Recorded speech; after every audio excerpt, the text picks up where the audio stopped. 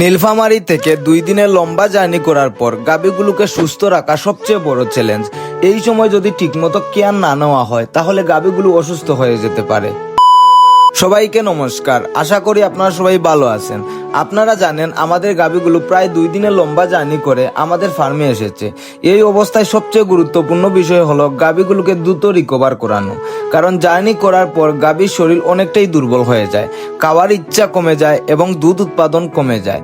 তাই আমরা কিছু প্রয়োজনীয় ওষুধ ব্যবহার করেছি যেগুলো গাভীগুলোকে দ্রুত সুস্থ করতে সাহায্য করে।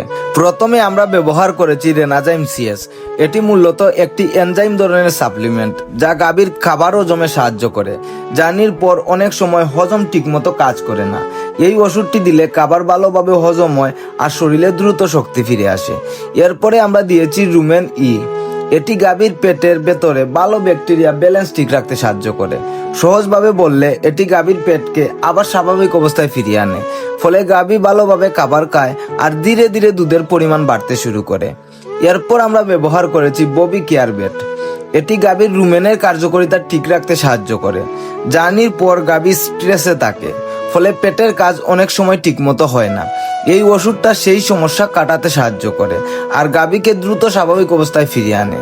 সব শেষে আমরা ব্যবহার করেছি মেলবেট। এটা গাভীর শরীরের ভেতরে পেইন ও স্ট্রেস কমাতে সাহায্য করে। জার্নির কারণে গাভীর শরীরে যে ক্লান্তি থাকে এটা সেটাকে অনেকটা কমিয়ে দেয়। এই ওষুধগুলো টানা 4 দিন সকাল বিকাল খাওয়াতে হবে। সত্যি বলতে গাভীগুলো অনেকটাই শান্ত ছিল, তাই ওষুধ খাওয়াতে তেমন কোনো সমস্যা হয়নি আমাদের। খুব সহজেই আমরা সবগুলো ওষুধ দিতে পেরেছি। আর এই ছোট্ট ছোট্ট কেয়ারগুলো আসলে সবচেয়ে গুরুত্বপূর্ণ। তো যাই হোক বন্ধুরা, এই ছিল আমাদের গাভীগুলোকে রিকভার করানোর প্রক্রিয়া। ধন্যবাদ এতক্ষণ সাথে থাকার জন্য। সবাই ভালো থাকবেন, সুস্থ থাকবেন। দেখা হবে পরের কোনো একটি নতুন ভিডিওতে। হর হর মহাদেব।